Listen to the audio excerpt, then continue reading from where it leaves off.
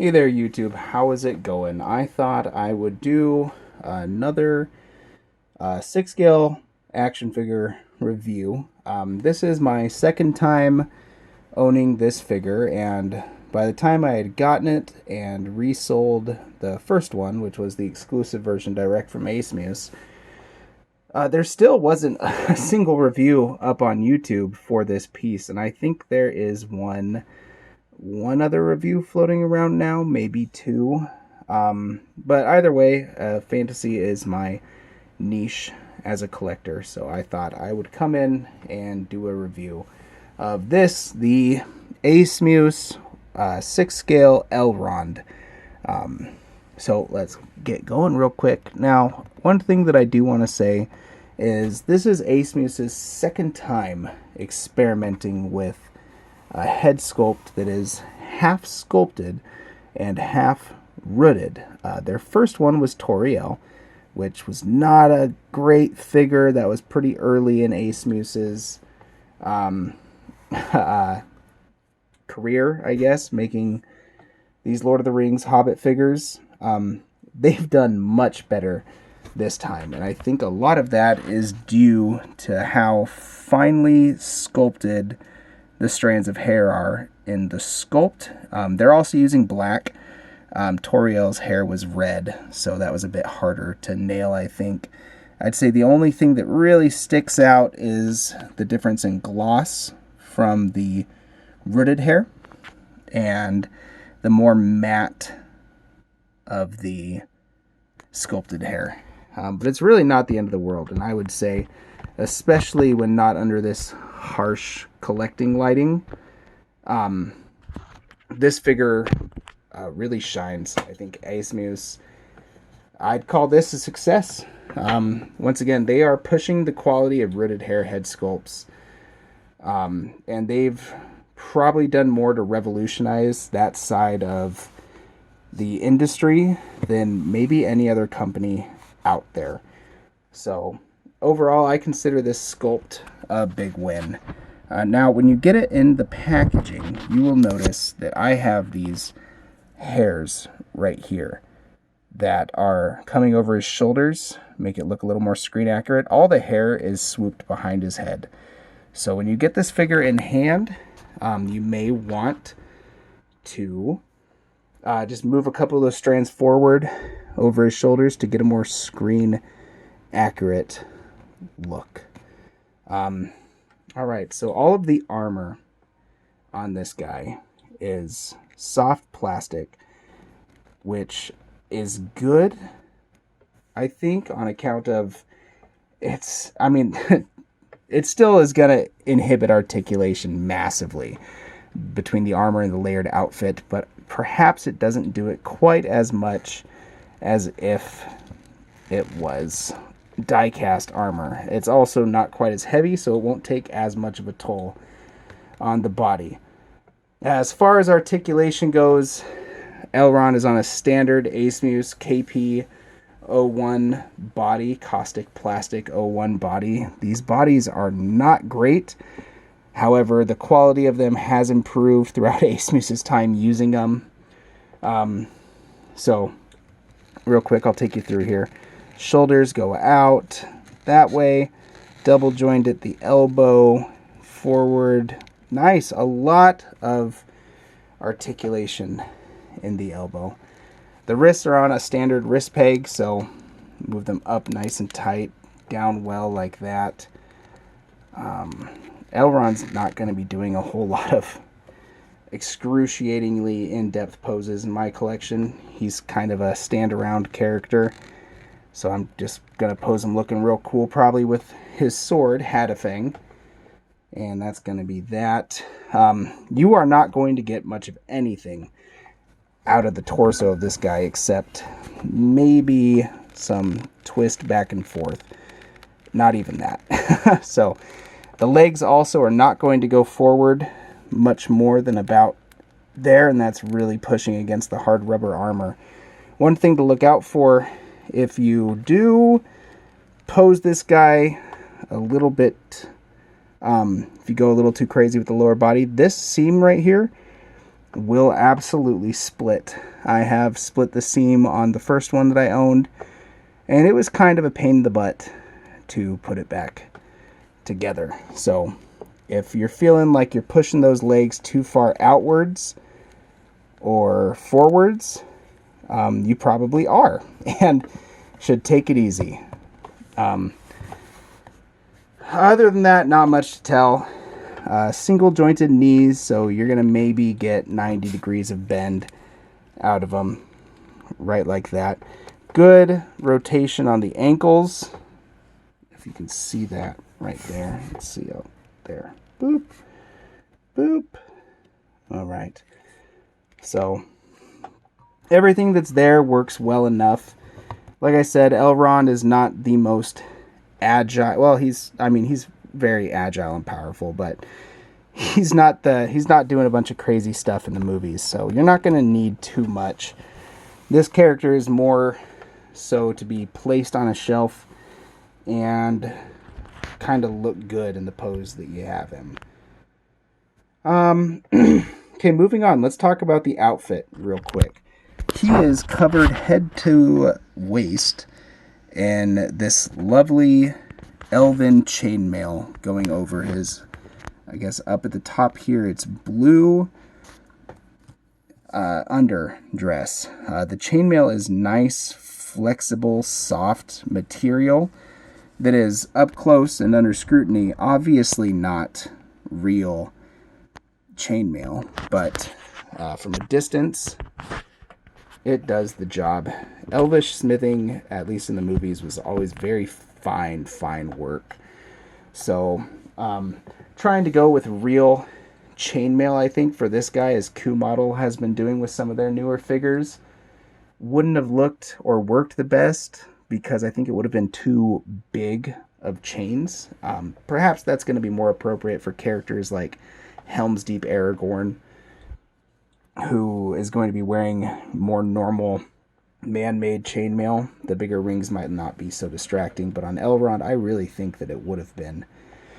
He comes with 2 relaxed hands, 2 fisted hands, 2 sword gripping hands right out of the package. I stick the sword gripping hand on there, and I'm very pleased to say he grips his sword nice and tight, to the point where it's actually a pain in the butt to take that sword out of the hand. I'm not even going to mess with it right now and put it back in. And it looks good. The sword itself is some fine work from Asmus. Let's see how close I can get in. There is some Elvish scripture right on the blade there, and there we go. That is a good looking sword, and I love that they actually got the Elvish scripture onto the blade. That is just great, and it bodes really well for Aragorn's sword, the reforged Narsil Anduril, whenever we get a figure from Asmus that has it, because that sword also had scripture running up the length of it. The sword itself is pretty small. Now, this sword was originally forged, I don't think it's in the books, just in the movies, and the backstory they gave it was forged for his wife, and he later wielded it. So it is a smaller sword forged for a lady of, big brain fart, can't remember where Elrond lives. But it is a woman's sword. It was forged a little bit smaller. She may have been smaller in stature than Elrond. However, I don't know if it's quite as small in compared to this figure as it was on screen. I think it might have looked a little bit bigger on screen. I'm not too worried about it. It looks great. That's what's important to me when I have this piece on display. And going in here for another look at the details, I just love the brooches at his collar, if I can get a focus in there. Look at that. There's some fine detailing going in there, and Asmus has really blown it out of the park with their recent Lord of the Rings figures. Coming down here, there's a beautiful leaf pattern going throughout his clothes, some fine detailing on the fabrics right there at the edges. The pants have that same leaf pattern. Better detail in the boots. There is a cut to allow more ankle articulation. That's going to kind of be a given.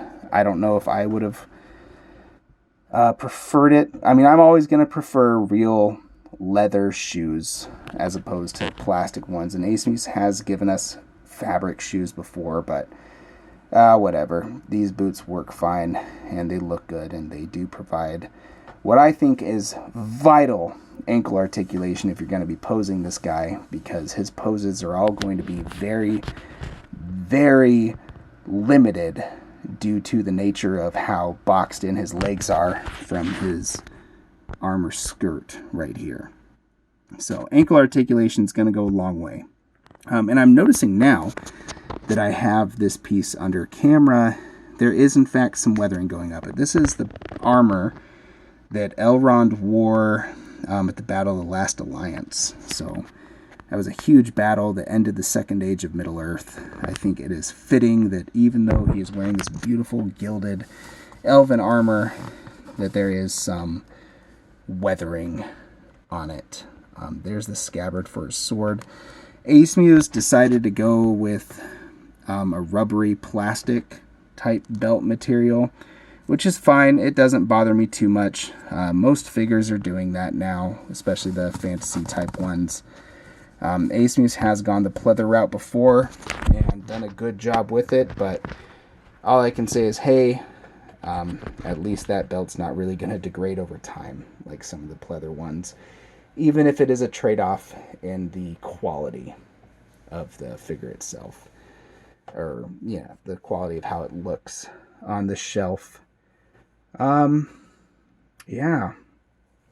Anything else? I don't know. This might be a quick one. I love the figure. I'm glad it's in my collection. I probably won't be selling it off again anytime soon.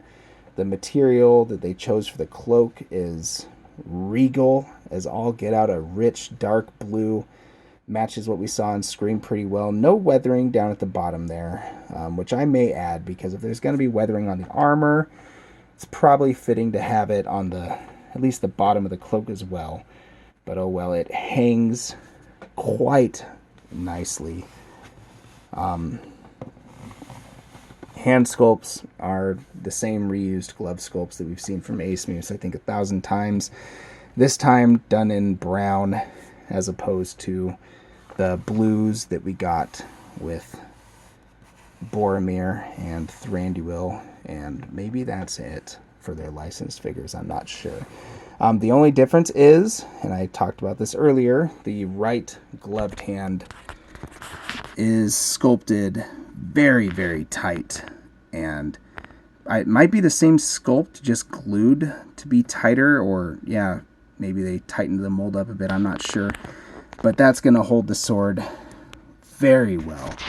That sword's not getting out of that hand, and that is a huge plus to me as a collector. That looks good. Holds it well. I hate it when things don't fit in hands or sheaths, so that's not coming out. Props to you, Asmus. You done good with that. Okay. I don't have too much more left to say about this figure. I just wanted to throw my 2 cents in and talk about it. It's a great piece.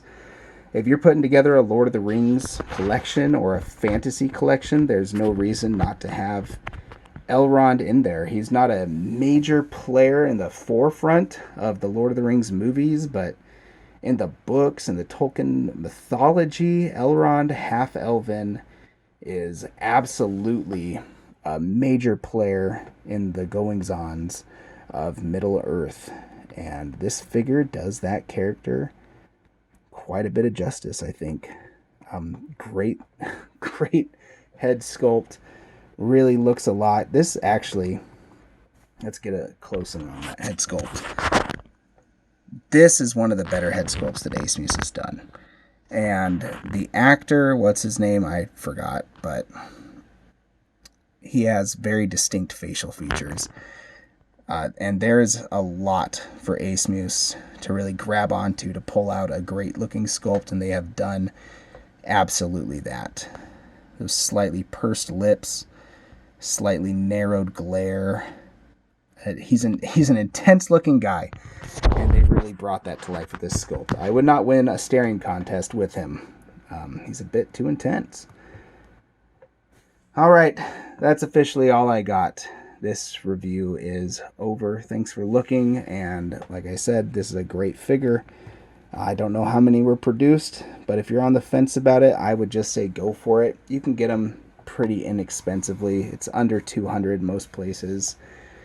So, if you got the disposable income and want to add a cool Tolkien elf to your shelf, this is the one. All right. Thanks for watching. If you have anything to say about it, go ahead and drop me a comment. I'd love to interact with you in the comments. I'm not doing a whole lot during quarantine, so it'd be fun to have a dialogue with my fellow collectors. All right. Thanks for watching. Stay happy, stay healthy, and stay in the pursuit of knowledge. Thank you. Bye-bye.